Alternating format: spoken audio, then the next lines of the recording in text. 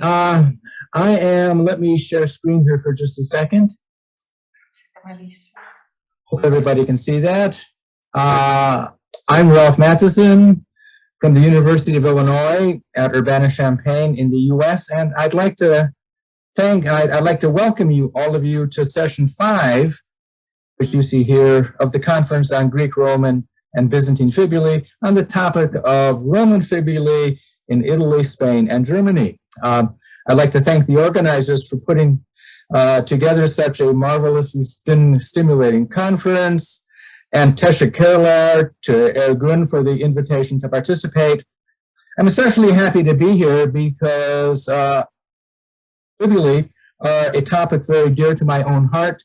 I teach a seminar on fibulae, and I also have a small personal collection of several hundred fibulas, mostly crossbow fibulas, along with some barbarians too. And now on with the show. Our first presentation will be by Margherita Boa and Nicoletta Martinelli, both from the Musei Civici di Verona, who will be speaking on the topic of ancient fibulae from the collections of the Archaeological Museum at the Roman Theater of Verona. The floor is yours, Margherita and Nicoletta.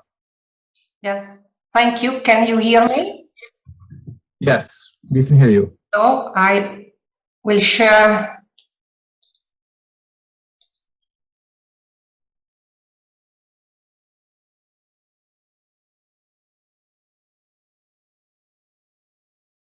Excuse me, can you hear me? Yes, we can see it fine. Thank you. Thank you very much. Perfect. Good afternoon to everybody. And first of all, let me thank you, the organizers, and Ergon Laffi for accepting this presentation. So we speak about the ancient fibulae from the collection of the Matre in Verona.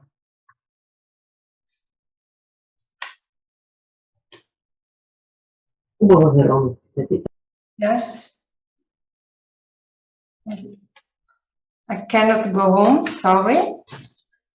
Okay, let's go. So, first of all, the inauguration of the Archaeological Museum in Verona, now called Matre, took place in 1924 at the Roman Theater. It was a derivation from the Municipality Museum, located since the mid-19th century in Palazzo Pompei. About 250 ancient fibulae, or fragments, pre-Roman and Roman, are preserved at the museum. Almost all of them were drawn, and some groups underwent restoration. Only a few have been published, particularly some from the late Republican and the late Roman period from the Veronese territory, and a group of zoomorphic brooches. Only 2 brooches from the late Roman period are on display in the museum. Around the year 2008, many of these brooches were considered by Stefan Seidel, who compiled an extended inventory which remain unpublished. Many of the items belong to ancient collection, then incorporated in the Matre Museum. 29 fibulae come from the 18th century collection owned by the Veronese nobleman Jacopo Muselli. About half of them were described in a beautiful volume dedicated to his collection. For some of them, the noble collector indicates a provenance from the Veronese territory, but other ones came into Muselli's disposal from other collections, like the eminent scholar Francesco Bianchini's one, which was formed in Rome and in the Latium region. More than 100 fibulae belonged to the collection owned by another Veronese nobleman, Jacopo Verita. 36 of them were considered to be complete. Unfortunately, the collection wasn't published or described, and the original written figures, for example, the numerical indicators, were lost in time. Therefore, the identification of the items belonging to this collection is nowadays impossible. A group of 30 pre-Roman brooches was thought until recently to belong to the Camillo dal Fiume's collection, made up with finds from excavation carried out in 1898 in Este. But the setting of this collection, which was acquired in 1921 by the Municipality Museum, is highly complex, and unfortunately, recent archive research suggests that their attribution to the collection might not be longer retained. Following the 19th century museum's files, more than 100 brooches should come from specific sites in the Veronese territory, and 70 of them could be identified. Unfortunately, many finds were purchased by the museum toward the end of the 19th century from the merchant Cervetto Tedeschi, who used to declare false local places of occurrence, lying to encounter the interest of the museum officials. Therefore, we have to observe prudence in taking into account this acquisition. From the 19th century excavation, only few items come. Overall, it is extremely rare that information about the context of provenance of a fibula are reported, and they don't come from stratigraphic excavation. As a consequence, the study of the ancient brooches kept at the museum cannot help in a more precise chronological definition of the different attested types. Anyway, it would be desirable to publish the complete catalogue of the fibulae, of which we present a short selection on this occasion. Regarding the materials, the brooches are made of copper alloy, except for some ones made in iron or with iron parts. There's also a group of antler carved segments from an Iron Age brooch coating. A fibula of the Keller 5 type from Casaleone is made in bronze sheet covered with gold. Other Zwiebelknopf fibel are in gilded bronze, and one is silvered or tinned. Few brooches are decorated with enamels. A recently published Roman brooch is entirely made from silver. Regarding the pre-Roman fibulae, the number of the pre-Roman fibulae is 100, including some fragments too. From a chronological point of view, except for 6 incomplete late Bronze Age items, we mean Italian recent Bronze Age and final Bronze Age. There are above on the right. There are 2 violin bow fibulae and 6 of the semicircular type or arched fibulae. They can, besides this group, they can be divided into 3 main groups, the oldest belonging to a period from around the late 19th century to the 7th centuries, made of sanguisuga type, mainly navicella type, but also dragon type items. A second group datable from around the 6th to the 4th, 3rd century, made mainly of Certosa type fibulae, but for the oldest phase also of serpentine type items. And finally, the group with the more recent brooches which include medium and late Latin fibulae, for example, Misano and Fougère 1B1 types, Almgreen 65 and Attesta Coprente types, for which a chronology from the last quarter of the 2nd century until the beginning of the Augustan age can be suggested. As information about their provenance are really scarce and very few come from a proper archaeological context, we illustrate only a small selection of them. And mainly from the first group, because the oldest Iron Age group is the one including the most interesting exemplars. Among these items, for example, there are 2 spectacle fibulae or spiral brooches, almost complete, made of a single wire, with the central 8-formed knot, possibly of the Aslam-Kegelburn type, which is rarely attested in northern Italy. The bigger one is really outstanding for its dimension, about 18 centimeters in width. Another item of peculiar interest is a brooch we can ascribe to the oldest fibulae types of the Gola Secca culture, the one on the link. From the fibula ecoste type, with the bow formed by detached discs, obtained directly to fusion, which are attested only in the Gola Secca formative area and is considered as a product of local workshop.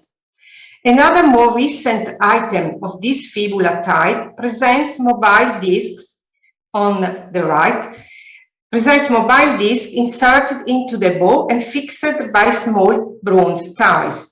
It's the remain of a disc-type fibula, like the ones found in the well-known Tomba dei Brozetti Sardi in Vulci. We would like to show you quickly a medium-sized navicella-type fibula with long catch plate. It's a rare exemplar of a decorated brooch maintaining all its original coral incrustation. It was part of the already quoted Muselli collection and comes from the site of Veraldon, where another pre-Roman fibula was found below on the right. All the quoted fibulae can be attributed to female tombs and can be regarded as social status symbol, but despite their high value, are widely attested in northern and central Italy. The ownership as prestige goods was used for social needs and demonstration of role in society. But unfortunately, the absence of their context of provenance let them speak only about the polished taste of the museum collectors. Finally, the only pre-Roman fibulae coming from a proper archaeological context, 4 items found in 1893 in Verona, in the city center. They belong to a period from the 10th to the 9th century, at the transition between the Bronze Age and the Iron Age. And now, regarding the Roman Age brooches, we report only a few items of peculiar interest among fibulae carrying stand. In the museum, there are 2 Gesserine fibulae, the presence of which we could expect given the distribution map of these brooches, showing a significant concentration in the Adige Valley area. Michel Fougère suggests for this type a chronology from 25 BC to 10 AD, thus covering almost all the Augustan age. Of peculiar interest is the presence on one of the museum items of a stamp with the initial VP.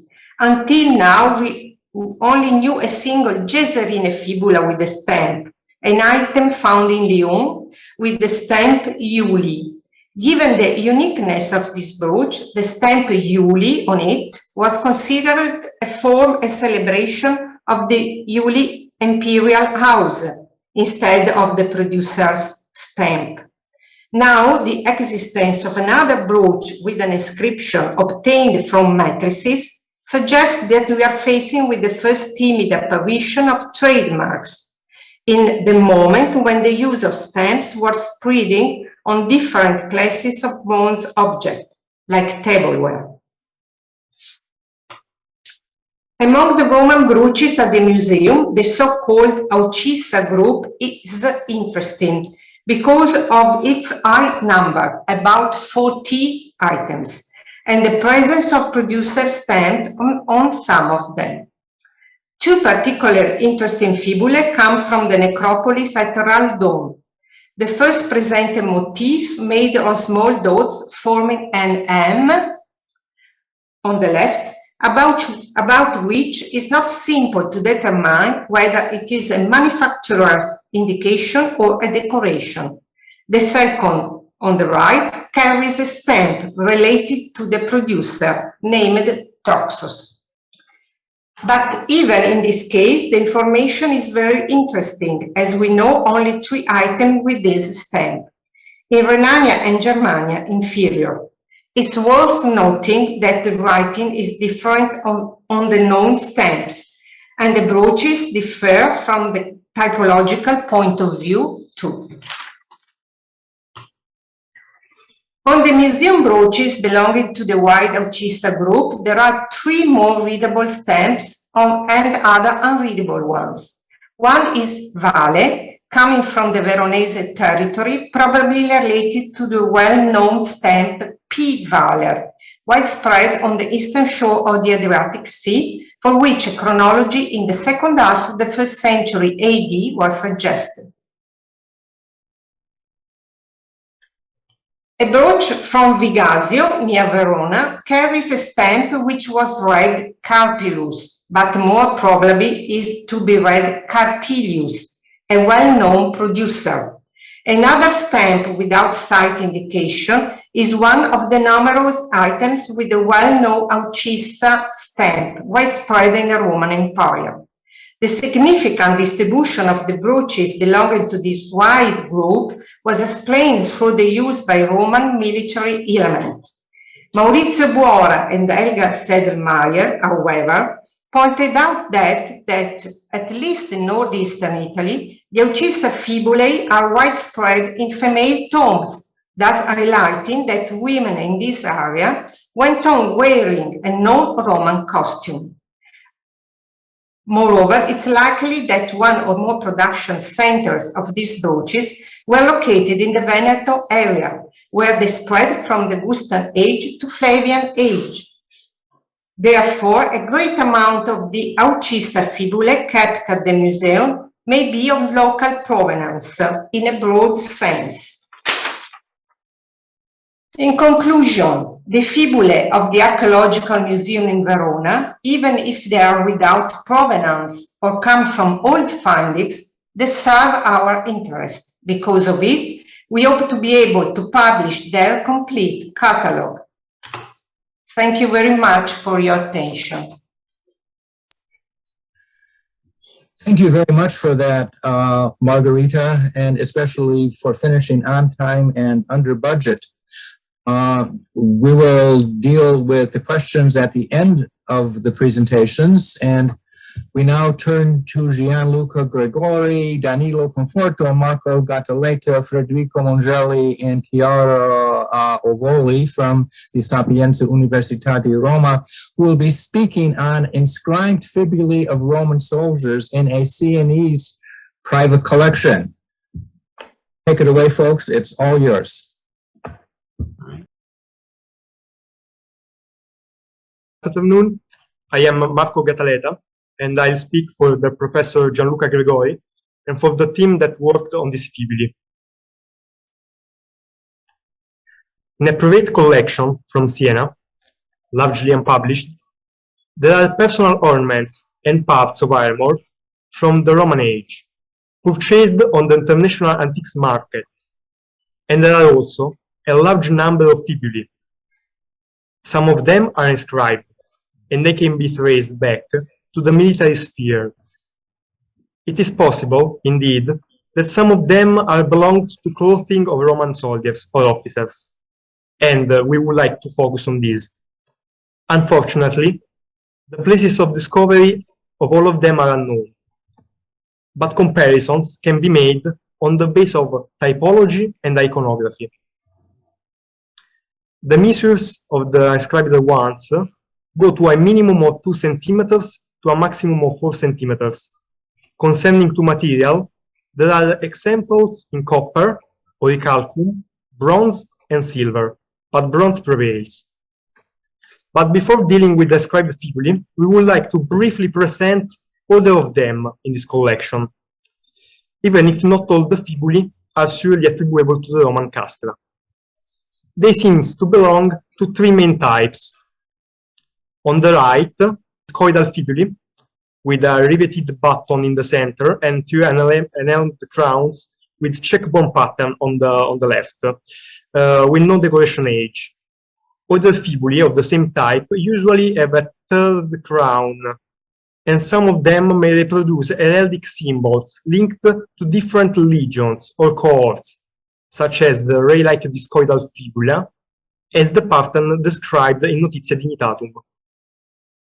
Then, at the center, we have medallion fibulae with the notched edge, and in the center there is a silver circle, similar to a phalera, depicting the bust of a frontal male figure, perhaps Jupiter, with a winged thunderbolt on this left, which can we find on the reverse of some coins. Then we have on the left we have zoomorphic fibulae decorated with different animals: a wild boar, a rabbit, a horse, and a feline. We know that some legions had animals as their emblem or symbol, such as the wild boar for the Legio 20.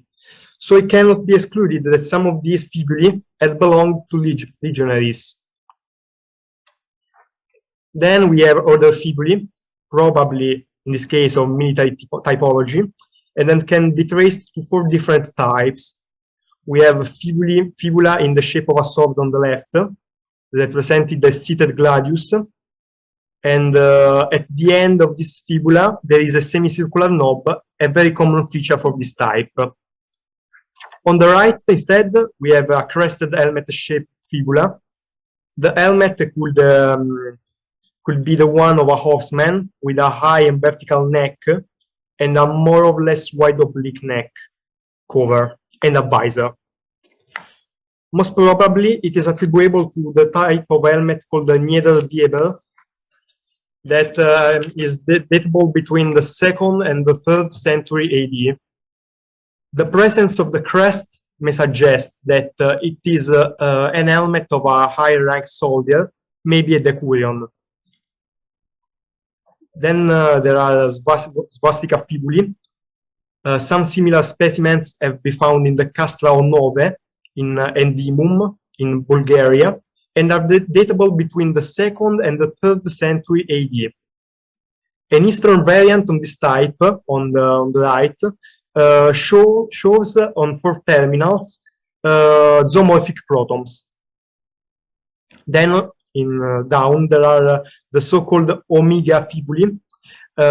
This type is the most common in Britain, and it's rare in Gaul, Germany, and the Iberian Peninsula. Thinking about the discovery places, we can compare the shape of them with a turquoise, a color used by Celtic populations.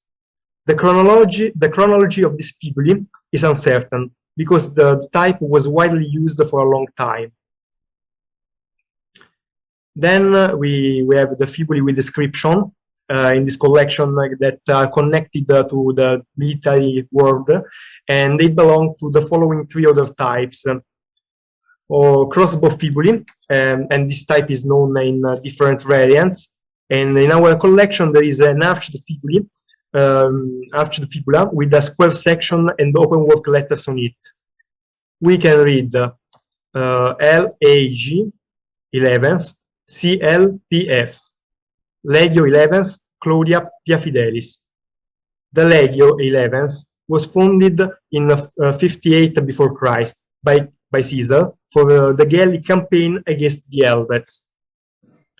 It was dissolved in 45 before Christ and rebuilt 3 years later by Octavian. In 31 before Christ, the legion fought alongside the emperor in the decisive Battle of Actium. And in 42 AD, on the occasion of the revolt of Lucio Arunzio Camillo Scriboniano against the Emperor Claudius, the soldiers of legions 11th and 8th remained faithful to the latter, and so obtained the title of Claudia Pia Fidelis, shown on our fibula. Similar inscriptions also appear on the brick stamps, like in this picture. Another fibula of this type, connectable to the military context, and that can be considered a variant of the previous one, is a Latin cross fibula that has on the arch the inscription Herculi. The name could be considered a dative, interpreted as a dedication to the demigod Hercules. But since this fibula belonged to the 3rd or 4th century AD, we cannot exclude that it is a genitive of possession or a vocative, from the nominative Herculius. If the fibula belonged to an officer under the orders of Maximianus Augustus. We know, as comparison, a gold fibula from the Metropolitan Museum in New York. In this object, the inscription is located on both sides of the arch. The first side has the vocative Herculi Auguste, while on the opposite side, it is possible to read Semper Vincas. The reference is to Maximianus Herculius, colleague of Diocletian. But after the Tetrarchal age, Herculius, like Jovius, was also used by ordinary people, legionaries of civilians. In the Sienese collection, there are other fibulae of the category crossbow, with description Utere Felix, a good omen phrase, which also found in various objects, not only military ones, like this ring on the right. Then we have a monogrammatic finger. This type usually has a circular or quadrangular shape, with intertwined letters inside. In the Sienese collection, there are 2 of this type, whose text admits several interpretations. The letters, identifiable with certainty, are L, M, A, and the most immediate reading will be Roma, Rome. But you could also read prima, that means first, with reference to maybe the Legio First Italica, formed by Nero in 66-67 AD, and operating until the 5th century AD, in the custom of Nove, in Mesia Inferior. Or better, the reference was to a first cohorts of unknown legion. As is known, the order of the cohorts of a legion was hierarchical, and the most important cohort was just the first. So the fibula could distinguish soldiers or officers from this particular cohort. Then open-work letters fibulae. This typology is characterized by a perforated structure in which we can isolate the letters M, A, L, S. Description can be interpreted as a nominative Mars, or, if you want to see other links, as the genitive Martis, as proposed in the case of an analogous specimen. The most numerous findings came from the Rhenish limes. The technique of using perforated letters is also found in other military ornaments, like belts, decorations, fibulae, and rings. The study of these fibulae is only at the beginning. Their dating is not always easy, especially for the lack of specimens from datable archaeological context. We will be grateful to those who want to report similar fibulae presented here, or give us suggestions for the interpretation of inscriptions, or their chronological framing. Thank you very much for your attention.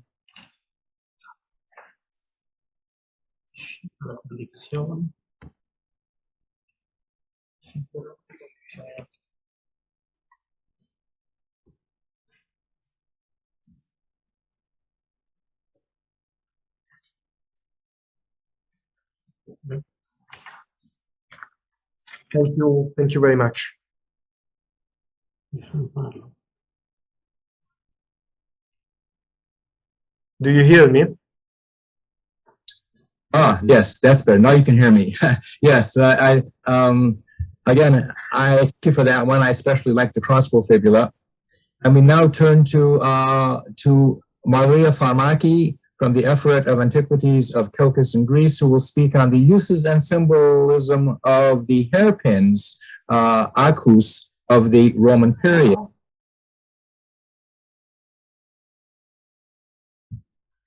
So, the word hairpin in Greek language peroni comes from the verb piron, which means pierce, penetrate, and defines a thin and metallic object that until the 5th century before Christ was used to hold clothes, while later, when the clothes seem to be sewn, their use is disconnected from the clothing. It's more identified with headdress. The Romans were using the general term acus, both from the pins and that facilitated the separation, the handling of the processing of the hair, and the process of the hairdressing, as well as for those that contributed to the final shaping and stabilization of hair. In the first case, attributed as acus discriminalis osis cerniculum, and in the second case, during which they remained in the hair as an organic part of the hairstyle with a functional primary, and in a case with a decorate or symbolic role as acus crinalis or acus pomatoria. Representation of hairpins in art are rare. We found them mainly in the Fayum portraits or burial portraits, or rarely in some busts, provided that these are realistic depictions. It probably indicates the main role of the pins, with a functional one and which fully justifies the concealment for their hairstyles. The ideal placement of the pins in the hair was achieved when they were placed on long hair, curled and tightly tied in a low belt. If we consider the back of the woman's head as watch, the pins had to be placed in the position between 10 in the morning and 2 at noon. The heavier in the head of the hairpin was, the higher it has to be placed. Otherwise, there is a case with a simple rotation of the head to slip and contract all the hairstyle. But the hairpins, mainly due to their shape, had other uses besides hairdressing. They were probably also used as head scrapers, which could more easily reach the inside of elaborate hairstyles when the figures probably could not. They even replaced the pens for the wax-coated paintings, an element that certainly dictates the reverse use, that of the pens as hairpins, a move that a modern woman makes today when she puts a pencil in her hair. Most likely, however, they were used to fasten the matron's veils on her head when she was outdoor, highlighting the modesty and the piety during the religious activity, or as grooming tools for extracting from containers oils, perfumes, and candles, or more likely the application to their hair, as evidenced by the bone marks often found on the lower bone parts of the folds of the pins. At the site of the Brisi, in the area of Kozani Tolmaida Road, where a Roman cemetery was excavated, the Roman hairpins were found outside the body of the dead, which was considered as evidence of their use as a tool for styling or applying cosmetics. Although now the main use of the pin is referred as annulus incerta non bene fixus acus, their shape dictates also their use as weapons, and in fact as absolutely female weapons, an element that's detected exclusively in written text. Ovidius in Ars Sommatoria describes the image of a mistress stabbing her maid in her hand with a pin, while in Amores the scene is even tougher. The scene in the Satires of Juvenalis is similar, where the slave is presented here, abused by her mistress, while in Metamorphosis refers to the young widow who took revenge on her lover and murderer of her husband by taking his eyes off with a hairpin. So, a woman devoted much of her thought to her hairstyle. The job was assigned to her dresser or to one or more of the lady's slaves who had been properly trained for his purpose. It's possible that everyday life was as violent as described by Juvenalis, Martialis, and Ovidius, who present as a daily scene a hysterical woman, enraged by mistake made in her hair, trying to injure her slave's face with her fingernails and curves her hands with hairpins. However, the frescoes from Pompeii give us calmer images, full of beauty and charm. However, the pins also belong to the category of jewelry that when they were seen, since most of them were small inside and were usually applied in such a way that they are not visible, they had also a decorative role, reflecting thus the human desire to beautify their appearance. This decorative function was definitely enhanced by their material morphology. It was another way for a woman to project herself and exert power and influence on those around her. However, the pins and Maria, the jewelry. excuse me, your slides aren't advancing. The slides aren't moving. Okay. We're still on the first slide. You cannot see the pictures. It's just the first one, only the first one. Only the first. You cannot see here now the hairpins. If you click on the slide, then you will be able to advance it. Oh.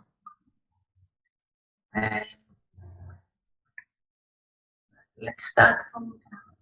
There you go. Now you can see now. Yes. Okay. So Oops. Now you're back to the first one. yes. Okay. Okay. Now the second, the Fayum portraits. You have seen that. No, You have seen that. you were there for a little while. This you have seen that. We just see the first one. If you click on the first one and then advance the slides and see where you go. Okay.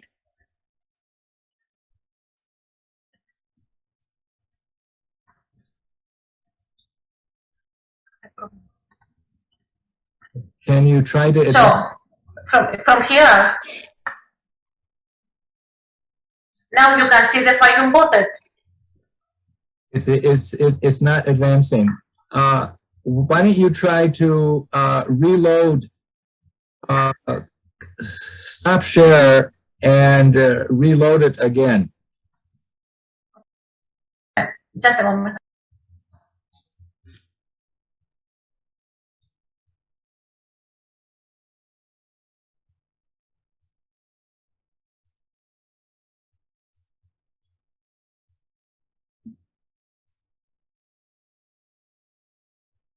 Okay, now see if you can advance it. But first click on it and then try to advance it.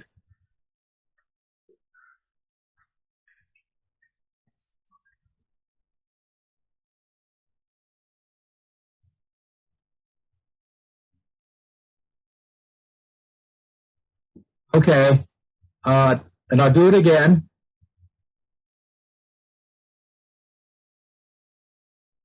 I'm doing new share. Okay. Okay, we now are on the second slide.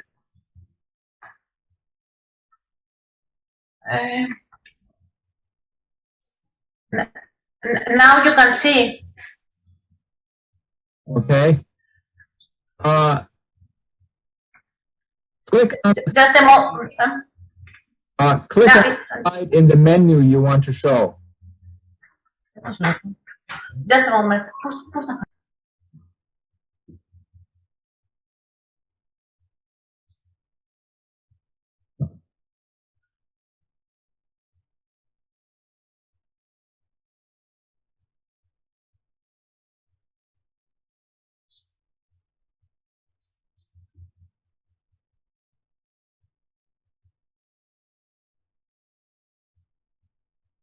Okay, now we're on the second slide now.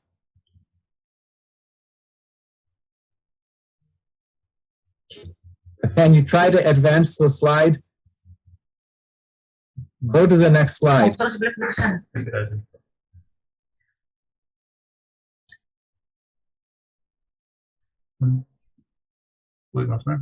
Εκεί.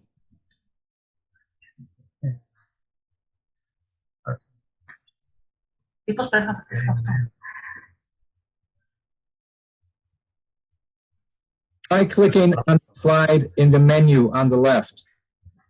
In the menu. On the left side. On the left side of the screen. Click on the slide you want. Yes. Now. Now you can see. Well, yeah, we do see it. Yeah, perfect. Okay, now. Great, thank you, Ralph. Thank you very much for this.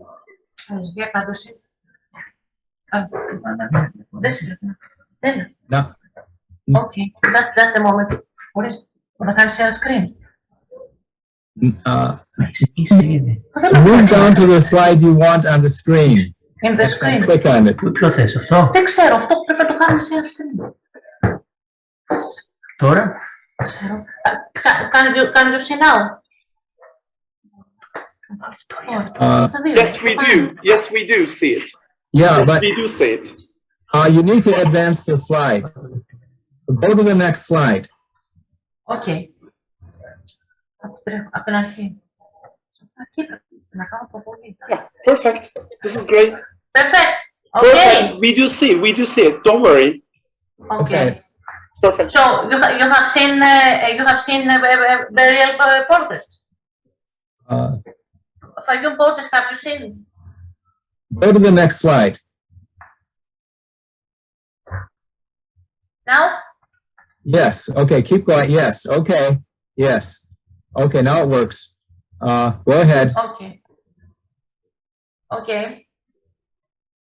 This is Fayum portraits. However, the pins and the jewelry, apart from any useful decorative social role, also carriers of important symbols, which, due to the content of the jewelry with a human body, are enhanced with protective and pellet capacities. After all, in object that functions as symbols, a meaning is essentially represented, an idea that is deciphered by the identifying shape and interpreted as a sign.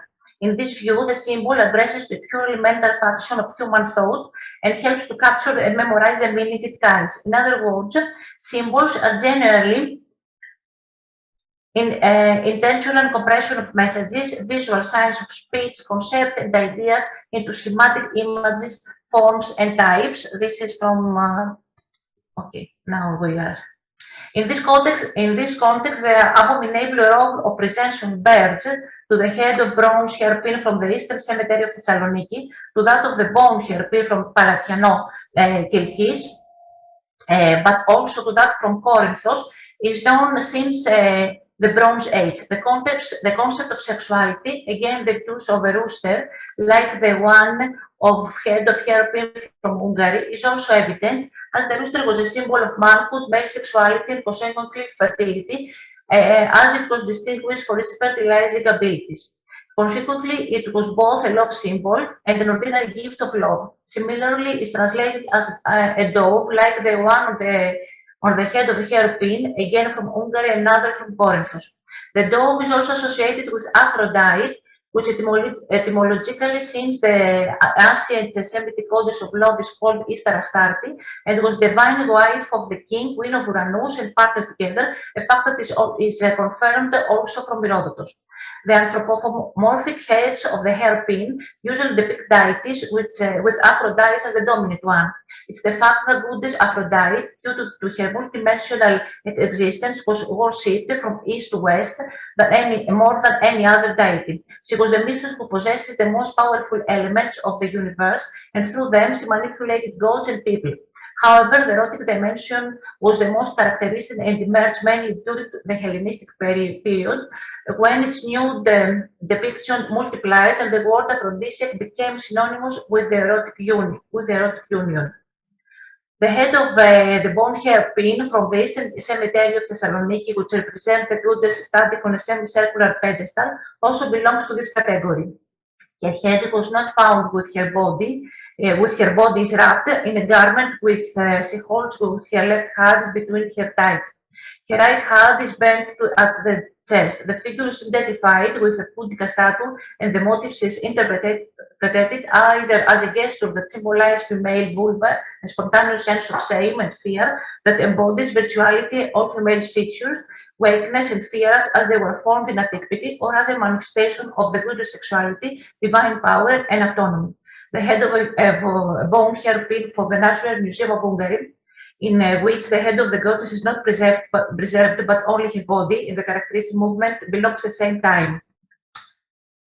Okay. Here, yes, and the modern edition of Boudica. The next two hairpins, some quite earlier, belong to different statue types. The golden half-naked Aphrodite on the head of a hairpin from Syria, reminiscent of the statue of Aphrodite of Arles, which is considered a copy of an early work of Praxiteles, and also the golden hairpin with a head shaped like a weeping Aphrodite, and the Orotidis associated with the famous Aphrodite of Didaljan. There are also some head of hairpins, such as the one from the bone hairpin from Corinthos, which date to the end of the 1st century after Christ, and also that of the province of Mantova, which are shaped like female heads with characteristics striking only on the front headers of the Flavia area. It's essentially a representation of the portrait of Flavia Julia, daughter of Titus, who testifies to the current woman's fashion of the time, and at the same time determines the dating of the object. In the same theoretical set, belong the bone hairpins from the National Museum of Hungary, the heads of which also represent the priest's hairstyle. Thus, this refers to the hairstyle of Faustina the Elder, which was considered simple and imposing, but essentially looked like a sleeping snake on the top of the head, while referred to the hairstyles of the time of Severus and probably of Julia Domna, whose the curled headdress resembled a fitted helmet. Impressive in this hairpin, which shaped with wavy hair that has the neck and refers to the late Siberian area and specifically to Saluskia or Orbiana Augusta. The hairpins that have a head in the form of a house, like the one from Eastern Cemetery of Thessaloniki and one from Hungary, refer most probably to a lady who liked to stay at home, an element which was highly praised by Roman society. In the same category, and probably indicates the hearth and the household corpse, belongs to bone hairpins from Corinthos and one from the Eastern Cemetery of Thessaloniki, whose head represents an amphora. The second one even has a suspension hole, which probably indicates a second use. Taking into account that the hands are a symbol of action, power, and domination against two hermetical signs in there, sect movement and that transmit energy in space, and essentially the most spontaneous and directed way to the threat of Vascania, the hairpins to which their heads are attached as a human head are essentially interpreted as an attempt to prevent the malicious gaze and the negative energy it brings. To this category belongs the hairpins from Thessaloniki, on the head of which a human head is given a gesture directly related to Savasius, deity of fertility. This is so-called Benedictio Latina. An evolution of the above gesture is considered the typical Christian gesture of blessing, which indicates the creative, guiding, protective, and victorious power of God. In the same theoretical set, and included three other hairpins from Hungary, two of them have either a snake wrapped around the arm or a pine cone held by the hand, projecting a more chthonic or other character. Some hairpins from Corinthos are decorated along the entire length with concentric circles. The three concentric circles are an iconographic element humanized, especially beloved, timeless, and multifaceted. Based on the mythological eyes of the Gorgonico and the deadly gaze of the Medusa, they are interpreted as shaped eyes that have magical capacities affecting the physical and mental integrity of the individual. However, taking into account that the elements that cause fear and the by nature demonic were expressed by the art become abominable, and despite the iconographic pattern of the eyes is quite common and was used to prevent envy and Vascania early enough in various pottery shapes, even on shields or shipwrecks. Most likely, the decoration of the hair of those hairpins is intended to prevent the destructive power, the envious look, or even the treatment of the negative effects that they bring. The hairpins from Corinthos, some more from Hungary or from Italy, and also some from Eastern Cemetery of Thessaloniki, have a head shaped like a pine cone. The pine cone is one of the most common decorative shapes from the heads of the hairpins during the late mainly Roman period. According to some researchers, the conical shape refers to chthonic symbolism, as it resembles the shape of the tomb cover. Proof of this theory is the existence of the pine cone on graves. At the same time, of course, the pine cone and the pine are connected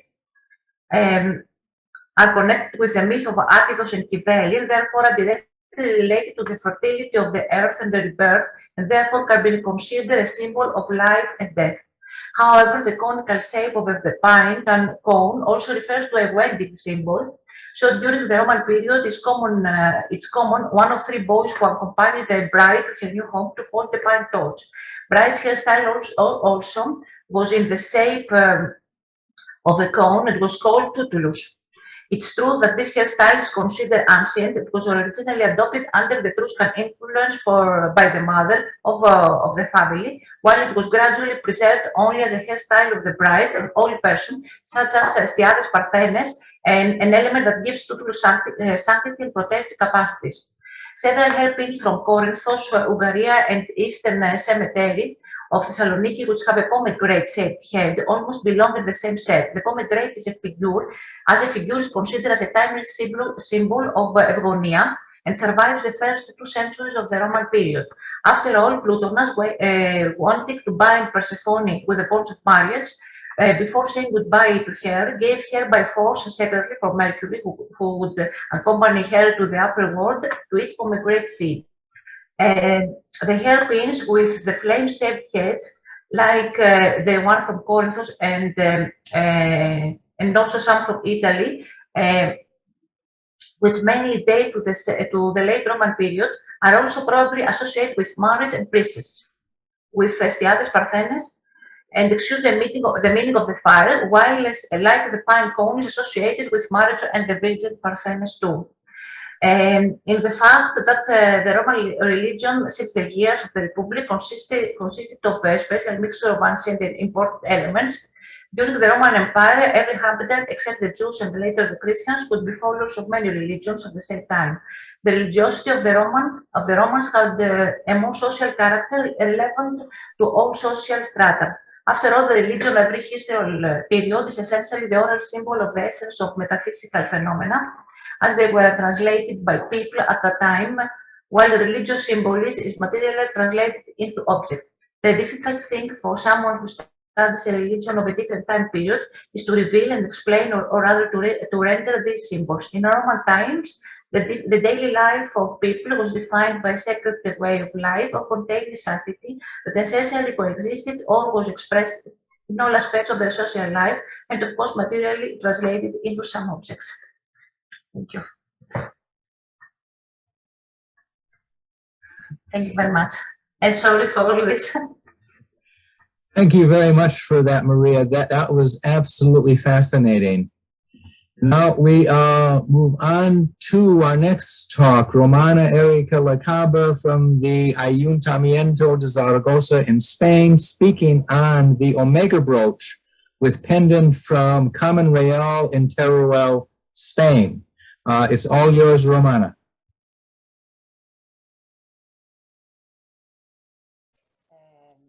First of all, I would like to express my appreciation for all the work done and to be done by Mauricio Bora.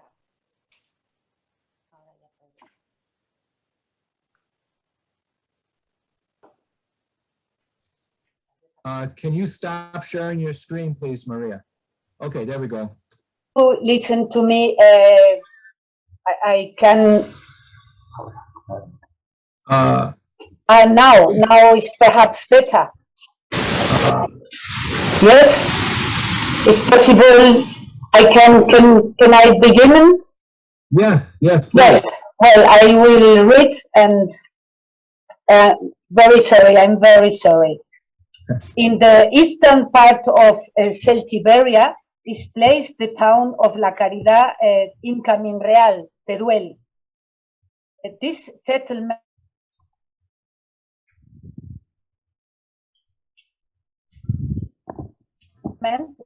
with 12.5 was built ex novo at the end of the 2nd century BC on Roman initiative, although it was mainly inhabited by indigenous people.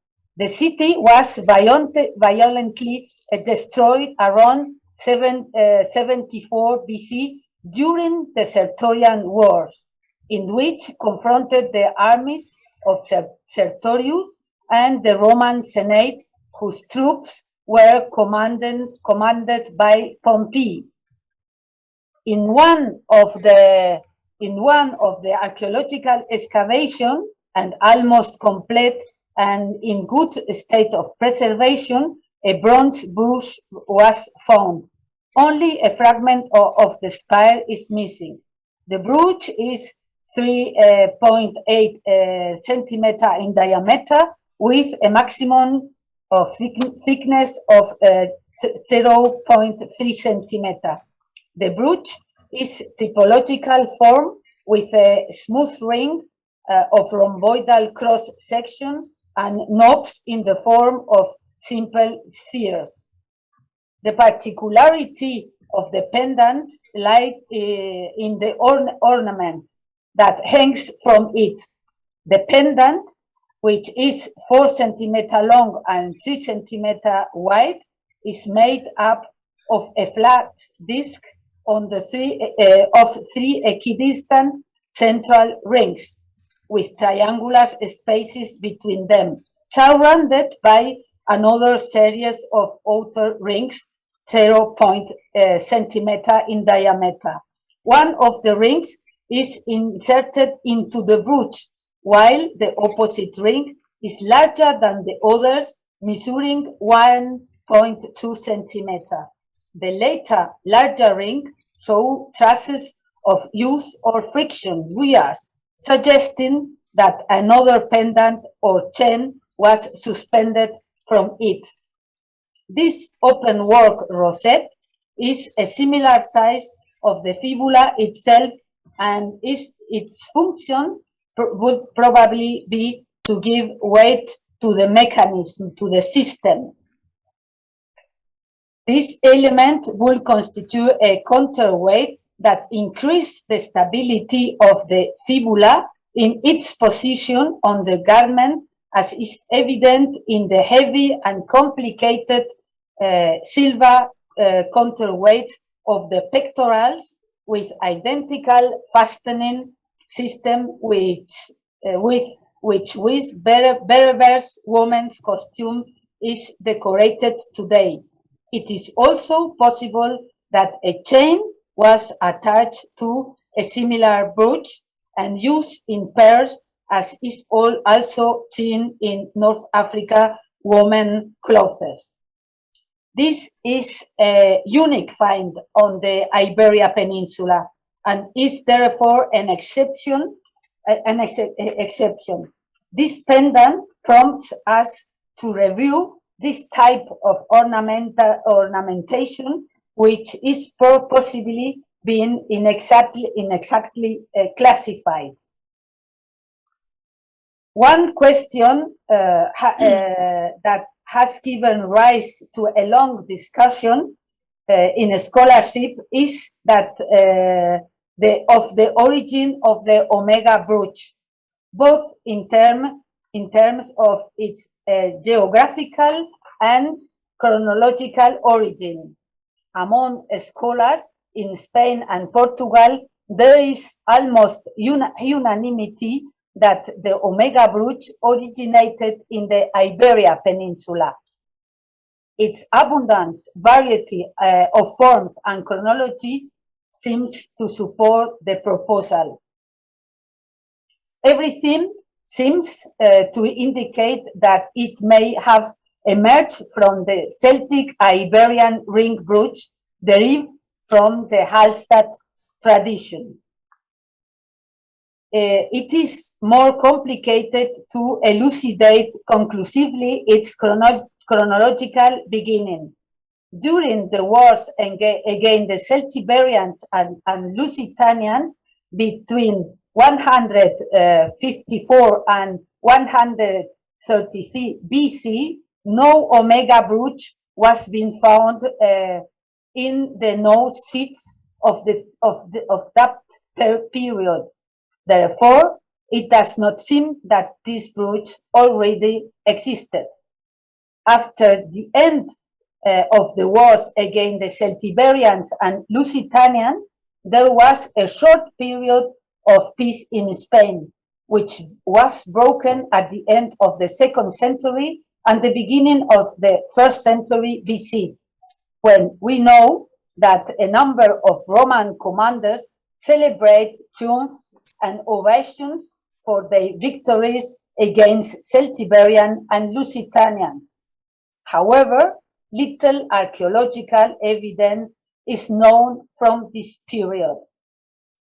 Sertorius arrived in Spain, in Hispania's interior, as praetor in 83 BC. A year later, Sulla became dictator, dismissed Sertorius, and appointed a new praetor. Sertorius considered his replacement illegal and began a series of clashes to overthrow Sulla's regime, which ended with Sertorius' death in 72. The scenario of these events, Hispania, offer a large number of omega brooches. The fibula is present at his historical. The fibula is present at this historical moment in the northeast, although not in abundance, as far as the area of Teruel, and spread across the southeast and southwest of the peninsula, extending towards the Meseta and the province of Álava.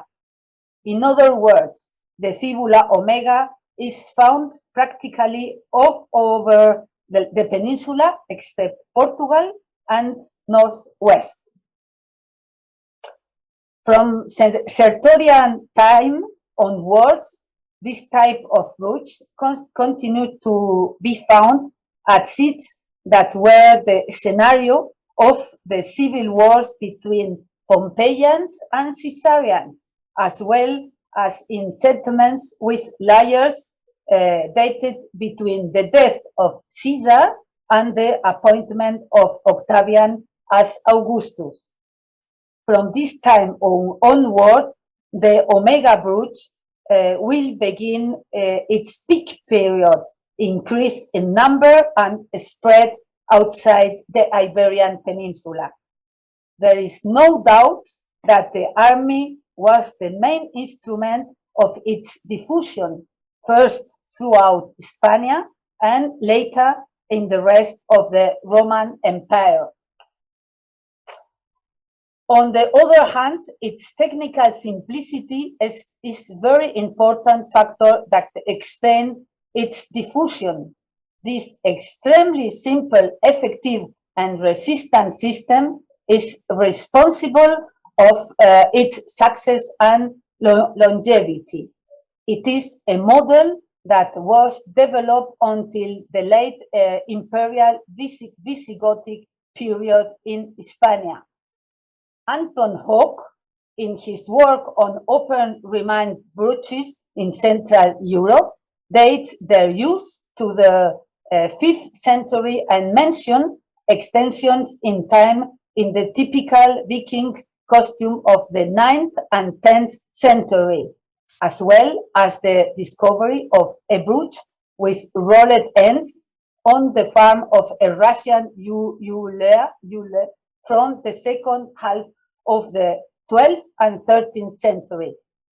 Hawks goes to detail the extension of its use with a finding in the Baltic area of a typical open ring brooch date to the 12th, 13th century, the type of which may still have existed in the Baltic in the 16th, 17th century.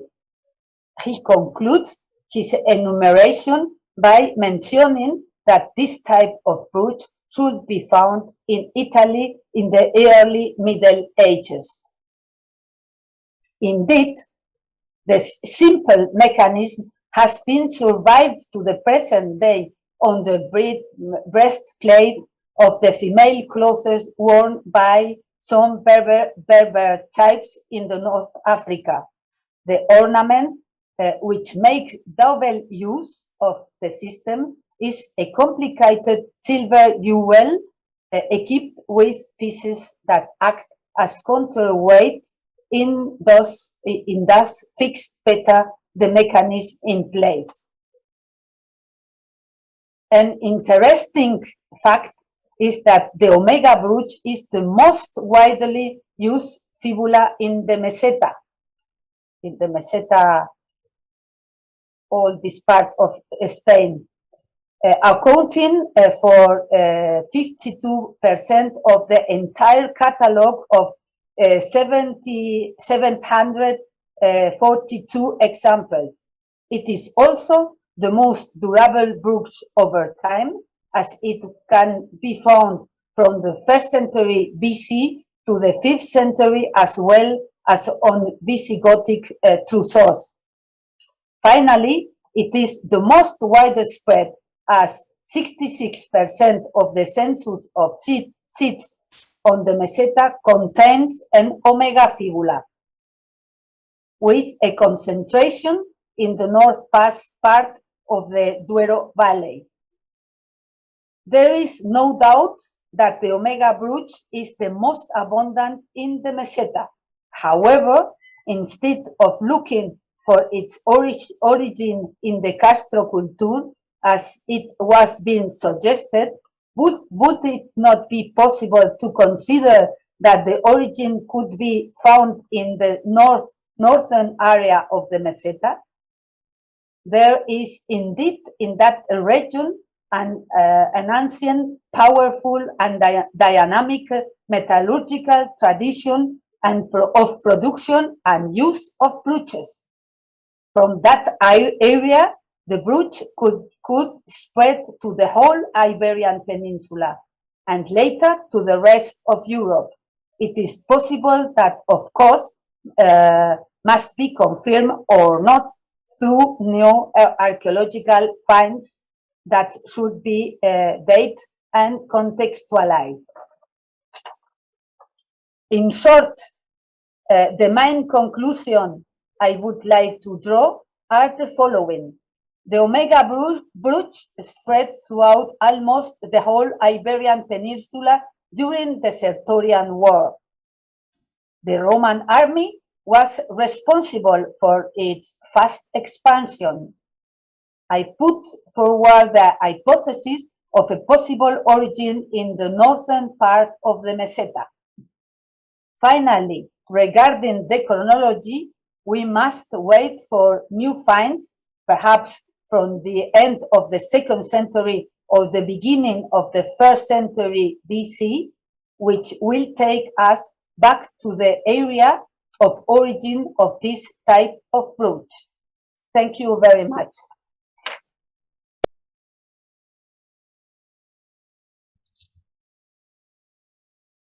And we will turn to Christoph and Martina, who will speak on an emperor to take away a new group of fibulae from the times of Caracalla.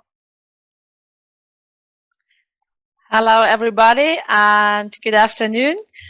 First of all, I want to bring warmly welcomes and warmly greetings from my co-author, Christoph, who can't join the conference today because of urgent work stuff. So I will bring it to an emperor.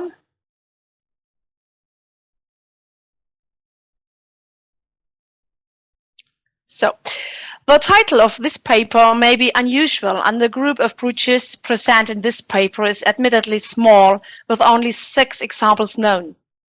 All examples presented are of unknown provenance and, apart from one brooch in the Römisch-Germanisches Museum Cologne, are kept in private collections in Germany, UK, and USA. The common feature of this new group of brooches, they are not new but new for us, is a laurel wreath with a diameter up to 4 centimeters surrounding a portrait. 3 brooches show the birded portrait of Caracalla with the head to the left and with a slightly angry facial expression. This is important for the dating of our group, as we will see later on. All brooches are cast from silver and present a gilded surface. The large cheek hinge present in our group corresponds to contemporary brooches in the late 2nd, early 3rd century AD. Apart from 3 fibulas with the portrait of Caracalla, several variants can be distinguished. One piece shows the portraits of Caracalla and Serapis with the calatus on his head. A second brooch depicts the fight of Hercules and the Nemean lion, whereas a third one, which is the only brooch with an oval form, shows a standing soldier in the gesture of adlocutio. This is highly probably that this is supposed to be the emperor himself addressing his troops. The most important indication for the dating of this new group is the portrait of the emperor himself. Caracalla's head is turned slightly out of the profile and clearly shows the aforementioned angry expression. Both features are typical at Caracalla's autocrat portrait type from 212 to 217 AD, as a comparison with a marble bust of Caracalla in the Musei Capitolini in Rome shows. But we have a second clue to the dating of this group. The specimen with Caracalla and Serapis depicts the emperor as a Philoserapis, friend of Serapis. Caracalla was very fond of this god and visited the Serapeum in Alexandria in AD 215. Double portraits of Caracalla and Serapis are found on coins minted in Alexandria between 212 and 217 AD, as well as representations of the god standing on the reverse of denarii from Rome, also minted between 212 and 217. This suggests that this type of brooch was produced between 212 and 217 AD, making this new group the most precisely dated group of brooches of the Roman Empire, probably. The motif of Hercules fighting with the Nemean lion fits well into the proposed date of the beginning of the 3rd century AD, as it also depicted on claps of the military sword belts, the balteus. Caracalla is also known to have had a special devotion to this demigod, who is abundantly presented on these coins. The new group presented here is not as singular as it may seem at a first glance. A silver brooch with gilded surface shows soul within what seems to be the rest of a laurel wreath. This piece of unknown provenance may therefore be added to the Caracalla brooch type. It appears that brooches showing members of the Severan family were widely distributed, although in their construction they represent different brooch types. The circular form of the Caracalla brooches reminds us of well-known imagines and tondi of the Severan family, as illustrated by the silver phalera from the Praetorian camp at Rome, or the painted family portrait on the tondo, both in the museums of Berlin. The question arises as to how the Caracalla brooches are to be interpreted. Are they to be understood as official gifts from the Roman state, as can be assumed with a family portrait cameo in Basel? Or are they alternatively to be regarded as military decorations? We do know, however, that phalerae and armillae were in use as military decorations, as it shows by numerous depictions of soldiers on Roman tombstones, for example, the centurion Lucius Blatius of the Legio Quarta Macedonica from the Museo Archaeologico Este in the provincia di Padova. The Caracalla brooches, therefore, maybe belong to the military outfit of the so-called Leones, a special military unit of Emperor Caracalla. The letters on a military belt from our UK private collection read Leone for the lion. This dedication is a clear indication that it was given to an individual soldier as a distinction. The Caracalla brooches, and especially their close dating, fit well into this general framework. Our last slide may also be considered as a special tribute to the liar Maurizio Buoba, who during his whole career always fought for amplifying our knowledge of Roman small finds, a field of research oft neglected by Italian archaeologists. Ad multos annos, Maurizio. Grazie. Thank you for your attention. Thank you very much. Thank you. Thank you very much. That Vielen Dank. that was Grazie te. Ciao. and we will now move on to our final presentation by Thomas Schürl from the Philipps University Marburg, who will talk on an interesting topic: who, how, what? Changing identities of brooches. Thomas, it's all yours.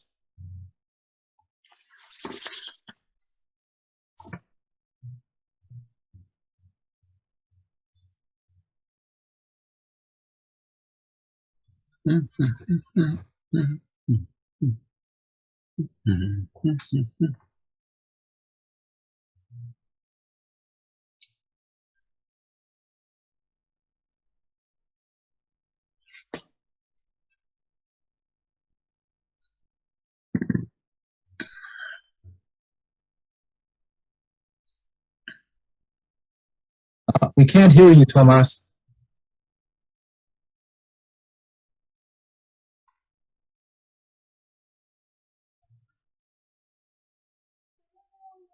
Hopefully that will be better. Yes, much better. Okay. Good. Presentation is visible as well. Absolutely. Yes? Okay.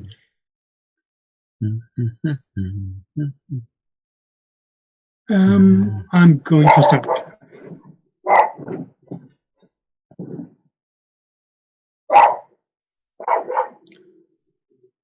So,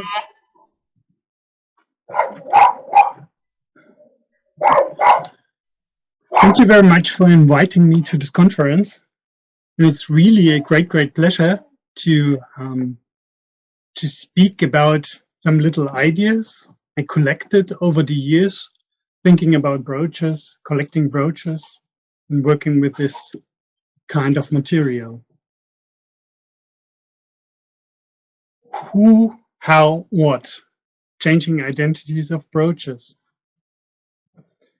When you start to talk about something like identities, of course, in our mind flips identity of people, identity of communities, and something like this.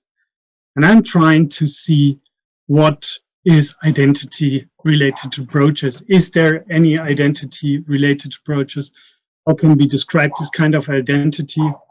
And most important, if so, how and why it can change.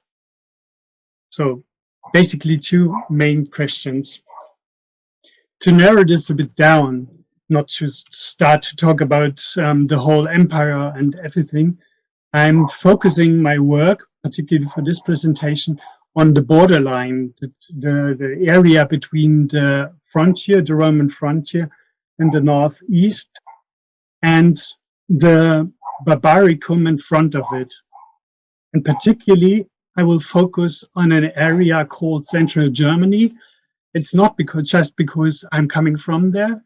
It's because, as well, it's a very important area in understanding the relations to the Roman Empire, and is a very interesting area where different cultures, the Roman culture and the barbaric culture, clash. On the right-hand side, you can see, I like to give a short impression what we have from these times.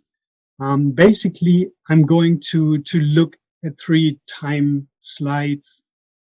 It's the Augustine period, the late 2nd and 3rd century AD, and the 4th and 5th century.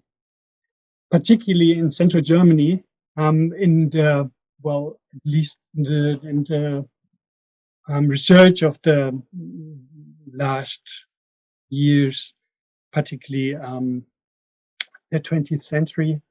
Particularly the 2nd and the 3rd century is very, very focused, researched. So my idea is to narrow this down and to focus on the Augustan period and the 4th and the 5th century, but mainly on the Augustan period, because we have a lot of new finds which give us an impression what's happened around the time of Christ in central Germany. So when you're talking about identity of brooches, we have to search about what we can do with this kind of material. So with brooches, for example, we can visualize the identity or the origin of the object. For example, I'd just like to present short examples. Maybe we can discuss later to make this clear. For example, this kind of brooches, the Almgren 344-1, from this, in this case from Groß-Romstedt, it's a Central German type, but it's very obvious from a Western origin. And this in Latin D2, so in the late 1st century BC, we can find the prototypes of this brooch here in the Moser Rhine area. But it's very obvious that here you can see this type. It's very obvious that this tiny, very characteristic, but tiny decoration over the spring construction of the brooch is used to construct the Almgren 44. And this Almgren 44 is in the shape more or less the same like the earlier brooch, but it's kind of developed and it fits in the later years of the Augustan period. So there's a tiny thing coming from somewhere else, and it seems that this is something which is brought by a person or an idea which is transferred to an area. So the object is telling us something about the cultural background. The other thing is that brooches can tell us something about the identity, the ethnicity, and the self-assignment of people or groups. As an example, I show you here the distribution map of the Almgren 45. Thanks to Bernd Steitel, we know it's his idea that it seems to be that the distribution map on the left-hand side, you can see Almgren 45. It's very near and narrow to the distribution map of the graves of the Albion Circle and the pottery of the Albion Circle. So it seems to be that the brooch itself seems to be a kind of marker or maybe a symbol from people related to this kind of cultural area. And moreover, when we just look at the brooch itself, it's very obvious that there's a very characteristic decoration on the foot. You can see it here as well. This kind of decoration you can all over the Albion Circle find it on the brooches, while near to the Weser and the Rhine area you find another decoration. And it seems very, very obvious that both decorations not sharing the same aerial spot, but they are distributed in different areas. So not just forms or brooches itself, it seems to be the decorations as signs as well, showing identity or self-assignment of people wearing this kind of brooch.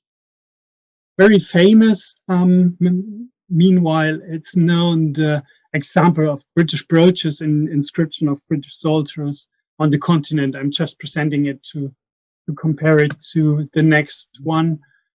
Something very identical we can spot when we focus on the central Germany as well.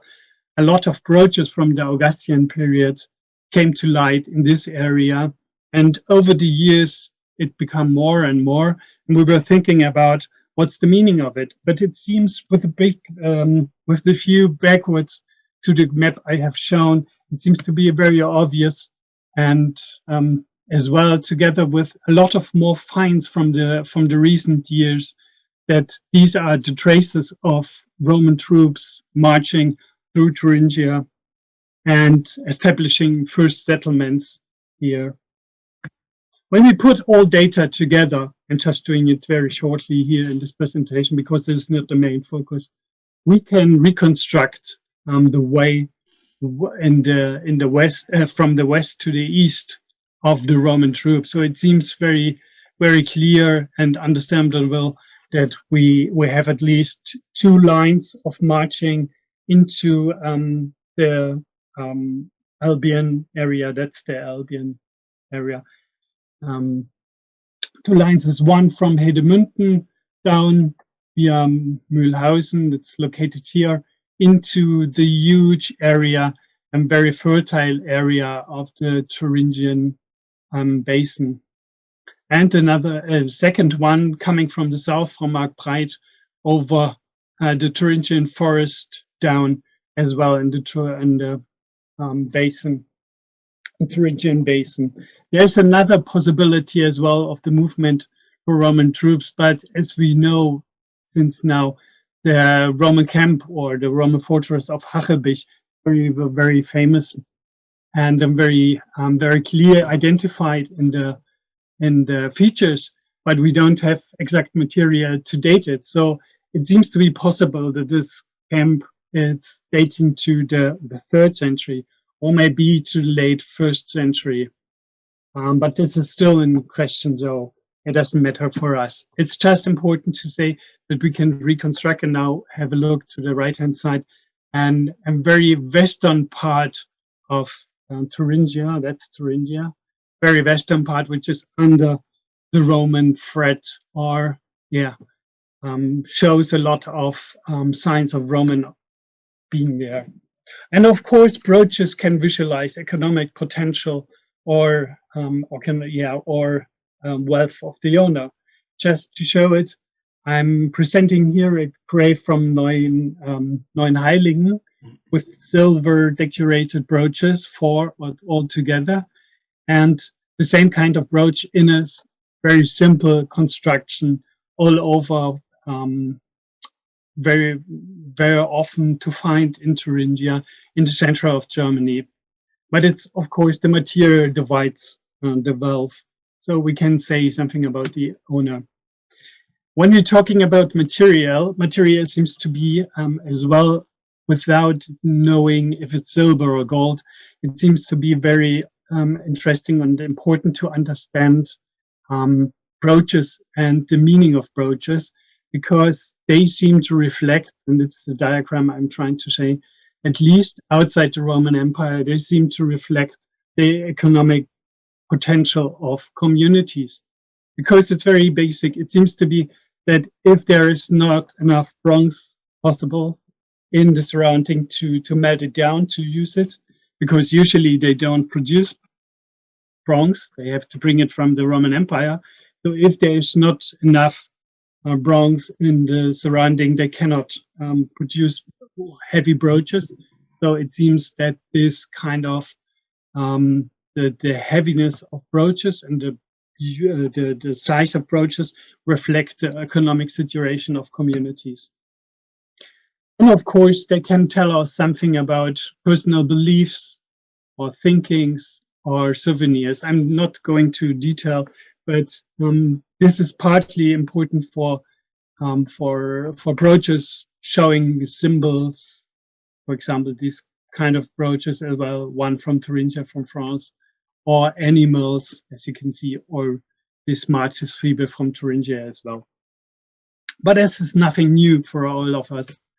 But when we look to distribution maps like this one, this is the distribution map always shown in connection to a very strange situation or fine situation feature.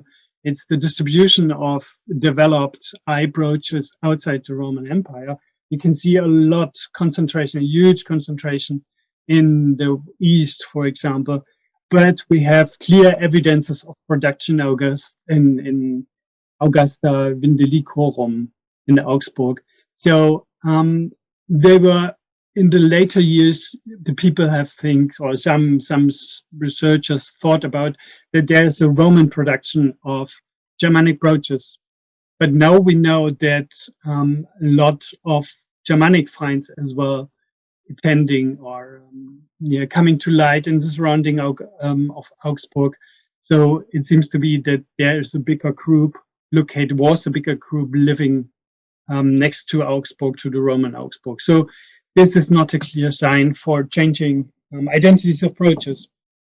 But something very interesting and unique shows some Germanic brooches in the shape Germanic, but they have the construction of a hinge. Usually very often to see on Roman brooches, but never ever in the outside the Roman Empire.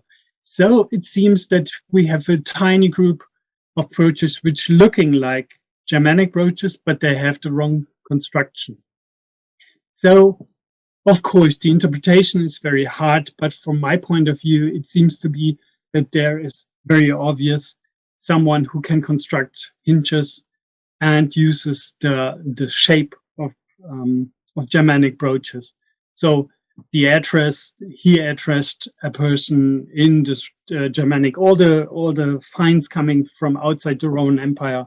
So maybe this is a construction and craftsman, a Roman craftsman producing Germanic brooches, maybe. On the other hand side, we have a lot of Roman brooches inside of graves. For example, this grave from Groß-Ramstedt, which is a female grave, but it's no different visible to all the graves in the surrounding, without, of course, focusing in the brooches. The brooches are unique in the surrounding. So the interpretation have been set up that this might be a dress or maybe a person coming from the main distribution area of these brooches, from the Rhine-Mosel area. And another grave and another brooch, Heimkrin 22. You can see the distribution map on the right-hand side. It's very hardly distributed in the Rhine area. But as well in the central Germany, it attends in a normal, usual grave of a person, of a weapon carrier or a soldier, if you say so, a warrior, of without any sign of, well, Romanization in marks. But when we have to look at this distribution map, we have to keep in mind that, for example, a lot of this kind of brooches on the left-hand side, on the right-hand side, sorry, are reproductions. What happened is that we have in this kind the big how to say, brooches from the Roman Empire came with the people into central Germany, and it immediately were used to reproduct for reproduction of new forms. They firstly seemed to copy things, but then they developed own things.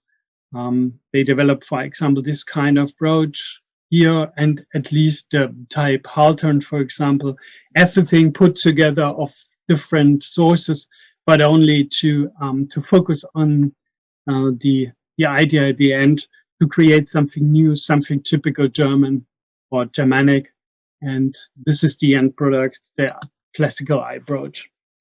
What I'm trying to tell is Heimkrin 25, we have to think about a lot of copying, a lot of reproduction into the Germanic area, and this distribution map shows it very well.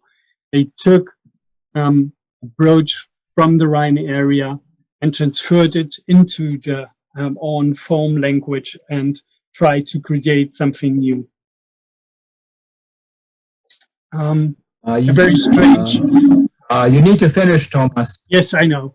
Another very strange thing is this kind of brooch, always as well showing the symbols, and it's a Roman brooch, but with the Roman construction, but it seems to copy as well the eye brooch. We can, something like this, we can see in the 3rd century as well. It's mainly the same thing.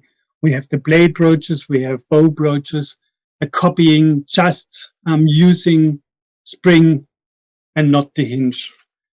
And I could continue like this. The most important, for example, is to the blade, Germanic blade brooches, for example. They starting with Roman origin, with a copying and developing something totally new. And the same thing, a Roman origin to become very famous in Germanic area are the Zwiebelknopffibeln. At first, may be brought by important warriors, at least it's a symbol for a special class and for a special wealth. And so they created as well, in trying to use the spring and not the hinge, the Bügelknopffibeln, which is they widely distributed and become a symbol of wealth soldiers, Germanic soldiers. And the same in a bit higher quality copying of Roman brooches in a particularly Germanic style. And again, brooches looking like Roman brooches, but using the hinge. It's not so obvious, not so strange, but you see Germanic brooches using a hinge. So particularly when we put together all the information, we can see very clearly that from the 1st to the 4th and 5th century, the heaviness, the kindness of acculturation gets higher and higher. At first, the first contact, short-term change, and then a substantial change and development of a new society. Just to make it sure, to make it fast, identity change in the Roman Empire will be available as well and will be focused, but not in this talk. For example, the reason for this can be seen in the kind of production and the reproduction of brooches into the Roman Empire. We have indications of copying and molding of brooches so that they're slightly developing new forms, which can be interpreted in a new kind. This is basically the same with the very known Kaiser brooches. Always a new reinterpretation. So, finishing my talk, I can say each brooch has different specific identities, I think so. These can be recognized by different features and the context of use. Brooches show a wide range of changing identities, particularly in scale and mode. And this visualize social changes and have been constantly adapted to the new social conditions into the societies. Within searching for new material modes of expression, very often something new was created, the so-called third way concept of romanization. Thank you very much. Thank you very much for that, Tomas. Do we have time for a few questions, Ergun?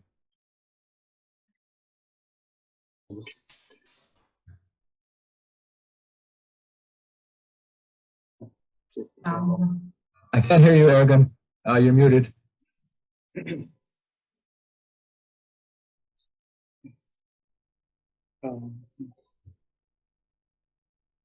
We can't hear you, Ergun. Well, okay. Yes, no, I'm here. I'm just here. Yeah. Ralph, would you like to start with the discussion part, or what is your plan? Yes, because I think that we deserve a little bit of discussing, or should we just maybe make a break right away? What would you start? Absolutely. No, I think that our speakers deserve to have at least a few questions. So, yeah. Does anybody have any questions? Or maybe while everybody is thinking about it, I have a question for Martina. I found the discussion of the brooches used by the Severans, by Caracalla and by Severs, to be fascinating. I mean, I confess, I hadn't known that there were so many varieties and it was so widespread. I'm asking, is this a practice that was used primarily by the sovereigns, or did other emperors do this too? So until now, we couldn't find any other emperors who produced fibulas or who gave fibulas as gifts to anybody. What we found is that we have from the early imperial age on different types of intaglios and cameos. So maybe there was a change of material. It seems that it was a special thing of Caracalla because we couldn't find these types of brooches before and after this very, very small time. It's only 4 years of emission. Of course, there must have been much more of these fibulas if they were really given as a present, as a gift to special officers or persons around the emperor. The problem is that we have only the small group and they are all of unknown provenance. So even the piece of Cologne is from the art trade market, and we don't much more where they came from, where they were produced, and where they were found. So it would be very interesting to have 1 or 2 pieces of those type from a regular excavation site to get more information if they were used in the direct surrounding of imperial installations or minimum of the legionary officers. So this would be very interesting to have more stratigraphic, more material and stratigraphic material. So that's a pity. Then that makes these particular kinds of brooches even more remarkable. And thank you very much for your work on this. Any other questions? So if anybody has an idea, if other emperors has done the same or has ever seen a small piece of such a brooch, we will be very happy to get more information on this type. Thank you. Other questions? I'm going back and forth across the screen here looking for raised hands.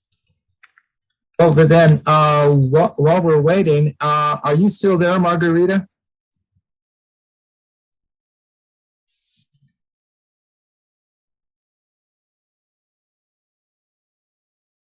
Well, I was going to ask Margarita, the use of the trademarks and the maker's name on the Auskissa brooches was very fascinating. Did you find any other types of brooches in your collection or you're familiar with that had maker's names on them or trademarks?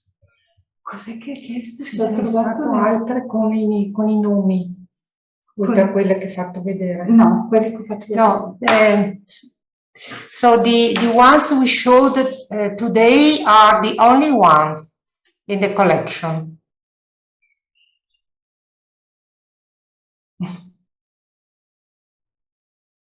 Thank you.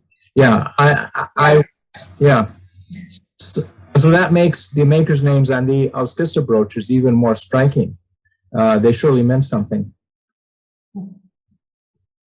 Any other questions or comments for anyone?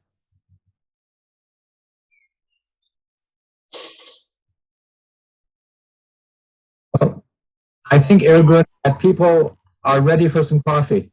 Perfect. That's perfect. So we got like 6 more minutes until we'll make the next session. We'll start with the next session. Is that okay if we just maybe give 6 minutes for break? Is that okay, guys? I guess we're all a little bit tired. I think 6 minutes will be all right. So thank you very much, Ralph, for all these amazing chairmanship. I remember you had done the same in 1998 when I was in Atlanta, in Georgia. Maybe you forgot this one, the Shifting Frontier one. That was an amazing conference. Thank you very much for everything. So we'll see each other in 5 minutes then, okay? See you then. Yes. Take care. Bye bye. And thank you again to all of our marvelous speakers. I had a question for Thomas Searle, but I don't see him. Are you still here, Thomas? Yes, I'm here. I'm still here. Okay. Yes, I saw in the last slides fibula round with two pendants, two hanging elements. Let me see. And I would like to ask if you have if you have find other such examples, because tomorrow I show you representations, similar representations. Okay. You're talking about the last slide. Let me see. Not last one from the last. On the right, under on the right.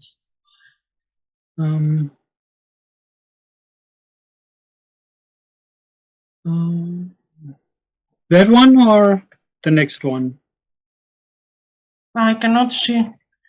My question is if you have found other similar objects. No, no. I'm sorry. No, never mind. But you're going to speak tomorrow.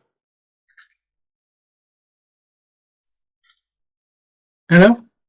I will show representations, similar representations, and I have not found real items. Because of this reason, I am very interested. Okay. So maybe we did discuss it tomorrow then. Yes. Okay. Thank you. Thank you very much.